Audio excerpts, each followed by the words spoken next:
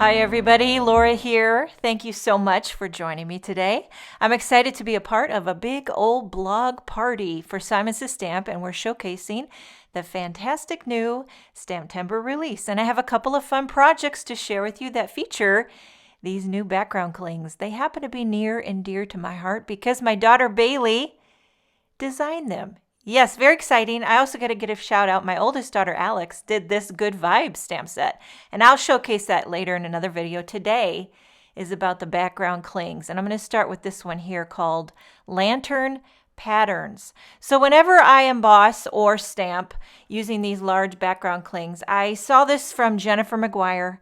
It's where I learn all the good things. I mount it on the door, and then I lay the cardstock, and then I flip the base over, and that gets your panel exactly where you want it to go, and centered and straight. I always had trouble getting that before because you can't really see what you're doing because the background cling isn't clear. But when you do it this way, you kind of, can get the lay of the land. So I'm going to emboss this Lantern Patterns background in clear on a panel of Neenah Solar White, and I'm pouring on some Simon Says Stamp clear embossing powder. Both of these backgrounds, I'm just doing the old-fashioned emboss resist. That's my favorite way to do background clings, because with the ink blending, you can cover a lot of ground in a short amount of time with a lot of pops of color. And while I got everything out, I'm going to go ahead and emboss the Hexagon tile background, doing exactly the same, with the door, flipping it over. Okay, then I'll rub this down with the magic powder bag always before I emboss, and then I'll ink it up with Versamark. By the way, I just bought myself a new Versamark pad. This wasn't the new one, but I do have a new one. And, you just don't realize every once in a while you got to replace your dry pads or re-ink them. But I just went ahead and bought a new one because I was treating myself. I had a weak moment, and I just bought a couple new things. Probably stuff I didn't need to do, but you know how it goes. Okay, so I'm heating these up with the heat gun, and now we're going to get to the good stuff. This is why I really wanted to ink blend. The new CRACKLING CAMPFIRE Distress Ink color. Tim Holtz came out with a new color, and I thought it was a perfect time to do it with lantern patterns because to me they kind of look like pumpkins. So I'm going with a Halloween card on this one, and I'm starting with the CRACKLING CAMPFIRE. This is my first reaction to this color, and I love a new, I've been working with the Distress Ink mini cubes for so long. Having this nice full-size pad was I'm telling you, I kind of like it. And look at that gorgeous, vibrant orange, in-your-face crackling campfire color. Now, you know me, I got to add some extra color. It's like adding salt to popcorn. Butter and salt, that's what I'm doing. Putting a little bit on top, a little bit on the bottom, just to amp up the beauty of crackling campfire. So I did a little mustard seed on the top, kind of blending those two together, try to get a seamless look. I'm going to take this out off camera and trim it down. I had it a little larger than what I needed, and I don't I don't want to exert extra energy if I don't need to. So I scaled down my panel. I'm going back in just to bump up that vibrancy on the sides with the crackling campfire and the mustard seed. Now on the bottom, here's where the Halloween comes in. Now I'll tell you what about this card. I don't know. You ever just struggle? Like I was on the struggle bus. I come in with festive berries. That was not working. That just did not work for me. It didn't bring in the Halloween. So I thought, you know what about purple? Wilted violet. I was a little bit nervous because I thought, if I blend in purple with that red and orange, is this going to turn brown? Is it going to look muddy? Or is it going to have that spooky fun look for Halloween? So I went for it. I took a chance. And then I'm rubbing this down with a dry paper towel. And what do you think? Do you love it? Do you think it's brown and muddy, or do you think it's fun and spooky? Could go either way. Okay, next panel, the Hexagon tile. This is my trio, my favorite trio.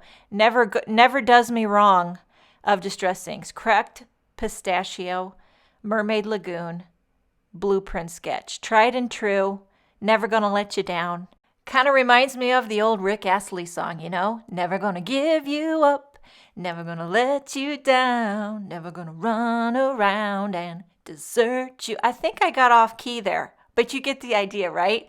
Do you enjoy my musical interludes, or do you want to pull your hair out? Just checking. Okay, so we have hexagon tiles and lantern patterns. The beauty of them. I'm going to turn these into cards. CZ, Kathy Zilski's got some fabulous Halloween products in this new STAMPtember release. I've got this CZ BATTY die, which I'm die cutting with black and white cardstock. And I'm going to pop up the black detailed die onto the white backer. Because you know how I feel about dimension, especially when it comes to bats. Anyhow. Okay, so for the sentiment, I've got this Halloween People, also by Kathy Zilski. And let me tell you, when I saw Kooky, I was like, put a fork in me. I'm done. Because spooky and kooky rhyme in the best way possible for Halloween. I mean, forget about it. So here's what I did. I embossed the spooky in white onto black. And this is where I got real double-minded. Do you ever get double-minded when you're making a card? It's like one little thing trips you up. So I did it in black and white. I always do black and white. But then when I held it next to the bat, I'm like, I don't know, maybe too much black and white. So then I brought in an orange. I embossed it in white onto orange. Well, that was too flat. So I add a little ink blending on the sides, thinking maybe that'll spice it up. I still wasn't convinced. So you know what I did? I took a vote. I asked everyone in the family. I held it up, and I did the old switcheroo. What do you like, black, orange, black, orange? Which one do you like? We were split right down the middle. All the guys liked the black one. All the girls liked the orange one.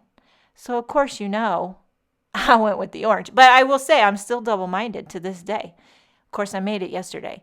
I've only been double-minded for 24 hours. But there's that. Now I'm going to assemble this card, popping up the orange spooky right in the center. And then I'm going to kind of tuck everything around it. So we've got the bat, just a smidge of glue. And I'm trying to kind of tuck that in to the spooky, cocking it to the side. And we got the cute little baby bat. You got mama bat and baby bat. One time we had a couple bats in our attic. They were not very cute, but they're cute on this card. And then a few sequins and coordinating colors. And this card is finished. You are spooky and kooky. Okay, we're moving on to card number 2. For the sentiment, I'm using this You Matter word die. For the outline, I did it in vellum. For the You Matter, I did it in kind of a metallic-y silver cardstock. It's shimmery, but it's almost matte, but it's gorgeous. Hard to catch on camera, but it's there. And then I'm going to pop up this trimmed down embossed panel onto a white card base. And I thought, you know what? How about a thread nest? It's been a while. Now, I'll just admit to you, I am OCD when it comes to the thread nest. First, you have to start with the perfect flat circles of silver thread.